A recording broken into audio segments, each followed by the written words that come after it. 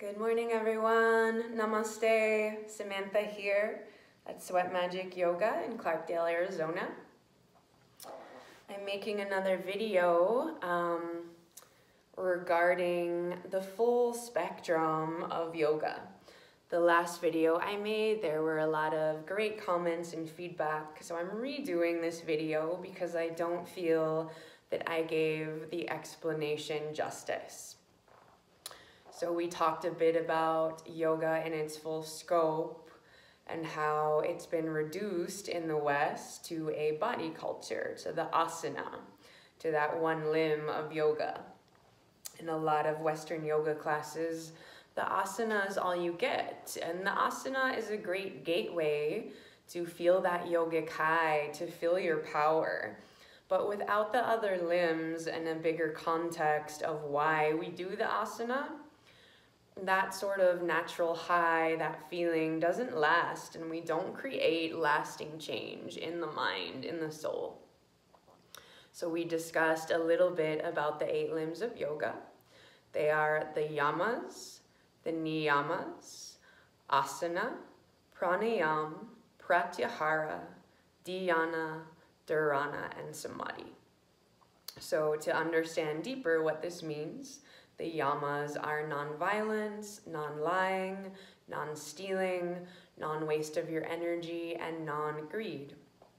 The niyamas are purity, contentment, self-study, discipline, surrender. The asanas are the yogic shapes, the physical practices. Pranayam is control of the breath. Dharana is focus, dhyana is meditation, and samadhi is union, absorption. So these limbs are not linear. We're working with all these limbs throughout all the practices, throughout all the tools of yoga that we have available to us. And there are traditionally 4 pillars to yoga, so 4 types of yoga that you integrate into a full spectrum practice. It's going to be jnana yoga, which works on the intellect, the mind, bhakti yoga, which is devotion, karma yoga, which is right action, and raja yoga, meditation, the royal yoga. So this is all very important to understand the greater context, again, of why we are doing yogic shapes. What we do with the body in terms of the shapes will affect the mind. But again, it's not lasting. We want to really get into these grooves in our psyches, these stories, these habits, these traumas that are shaping how we see the world. We have an opportunity to change that, but it takes work. Yoga is hard. It's not an easy endeavor. It can bring up pain. It can bring up things that you don't maybe want to think about or deal with, but this is important. We need to be warriors to move through this, to create new paradigms. So as I said before, Patanjali and his Yoga Sutras are what a lot of we base yoga off of. But in fact, yoga goes way, way beyond Patanjali. The original yogis only taught through spoken word, and then eventually they did start writing things down, and they created what are called the Vedas. Veda means knowledge, these books of knowledge. There are 3 Vedas, the Rig Veda, the Soma Veda, and the Yajur Veda. And these Vedas are 5,000 years old or older. They are the oldest books of antiquity that we have in this human experience that we can track. But before that, it was spoken word. So we don't actually know how long ago people were practicing yoga. And yoga got channeled by the seers of India, the rishis they're called, that got deep into meditation and connected to nature, connected to consciousness, to that which creates us. And yoga has survived this long, so it works, right? And don't take my word for it. Try it. Yoga is not dogmatic. It's not telling you to believe something. It's not religious. You don't have to be Indian. You don't have to be Hindu.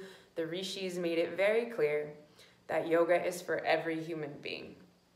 So we need to remove the separation that we think, oh, this isn't for us, or it's too hard, or it's in a different language. Just try the practices and see where they take your heart, where they take your soul. So Patanjali and his sutras are a wonderful thing to study. He was a brilliant rishi, seer, and the sutras are woven together as a whole understanding of these limbs of yoga, of how to live, how to be, how to practice. And it's really, really beautiful work to ingest. So the pillars of yoga all come together, again, to work the mind, work the body, work the soul, have a whole lifestyle that is yogic. You are always in yoga. It's not like we just go take a yoga class and that's it. And unfortunately, that's how it's sort of been presented in the West, is this body, centric practice. All of the things you see representing yoga, yoga journal, different images are people in these insane shapes that are really fit in these really expensive leggings and blah, blah, blah. All of that's great. There's nothing wrong with having expensive leggings. But again, it's the context. Why are we doing these things? Why are we buying these leggings? If it's just to compete with others, then maybe we can look at that and create a change. This work is so deep, and so it went from the Vedas to the Upanishads, to the Puranas, to Tantric yoga, and then Hatha yoga. Hatha yoga is talked about a lot as a physical practice. It means sun, moon, Hatha. So there's so much information that is spoken through mysticism, through poetic words. So it's not so intelligent and harsh. It really takes emotional intelligence, intuition to ingest the full scope of yoga. We can't just read a book and talk about it. We have to experience it, bring it into ourselves, into our souls, into our hearts. So we have the 8 limbs, like I described, the 4 pillars. And if this seems overwhelming, it's one thing at a time, one practice at a time. Traditionally, yoga is very personal. It's not that we went to a class that was just presented to 30 or 50 people as the same yoga that they would only do. Ayurveda also came out of this. Ayurveda is the knowledge of life, the science of life, that lends us a way to develop health, vitality, and wellness through yoga, through food, through different lifestyle practices, herbs, all these things. So these things have been figured out for us. All we have to do is do them, honor them, bring them into our lives however we can. Whatever you're doing now, just add the yoga. There is no perfect yogi. There is no perfect way to be. We are all made uniquely different and beautiful. And this is important to understand. People get caught up in this spiritual materialism of, well, I do yoga, so now all these things are beneath me. Well, no, yogis live in the world, and we're here to shine the light in the dark. So that means living through love and compassion, remembering our own struggles, where we came from. I have not always been a yogi. Most of my life, I was very much asleep and eating terrible food, treating myself terribly, indulging in a lot of alcohol, a lot of other drugs, a lot of anger towards myself mainly. Everything starts with the self, And without yoga and going deep inside, we're left reaching externally for happiness, for joy, for bliss, for longing.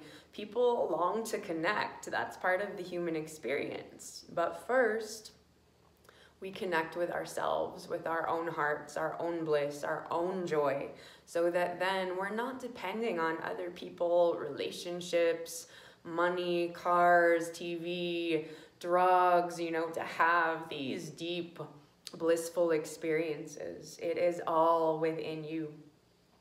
So if there are any questions about any of this, or you'd like to have some books suggested for self-study or anything like that, please reach out. Yoga has changed my life in very, very, very profound ways. And if you do it, you can only evolve and move forward.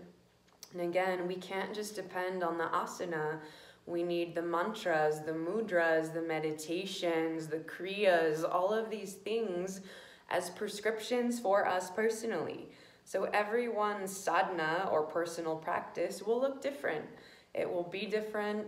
It will change according to how you feel, how things unfold. You know, this is a beautiful relationship with yourself, which again is the most important relationship, the one with the self. Through this, all love can flow out, all bliss can flow out, and you become a conduit for this love and this light.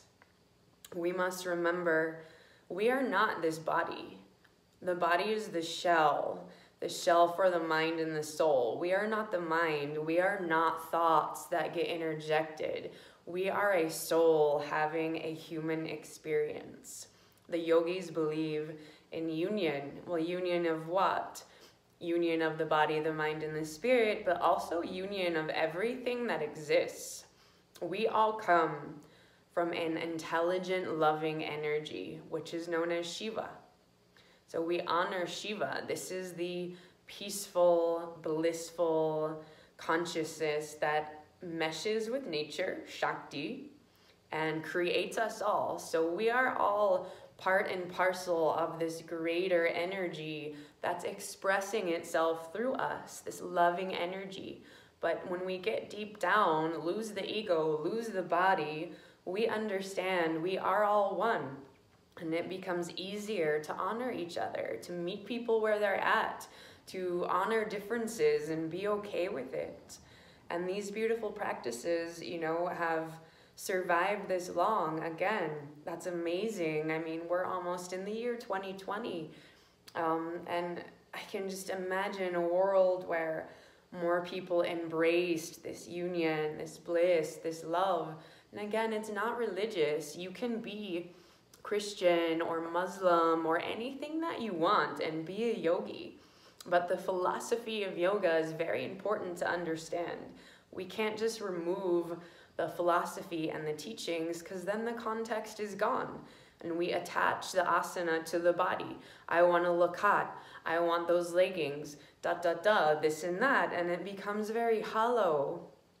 It isn't inspiring to keep moving forward and showing up without this bigger picture. So I implore you to please look deeper. Again, reach out to me or any of the teachers here if you want some book recommendations or different videos or teachers you can follow online.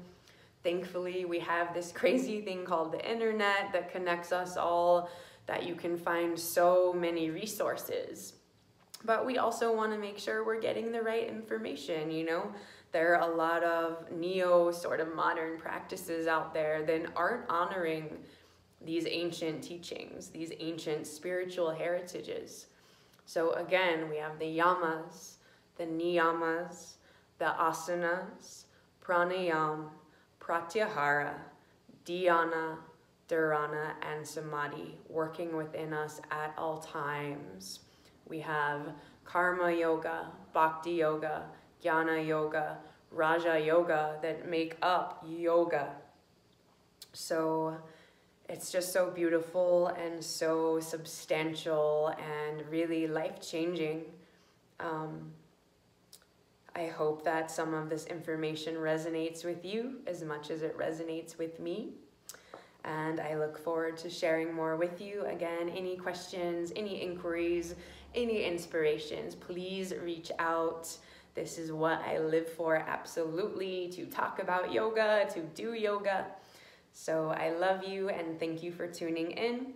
I'll see you guys soon. Namaste.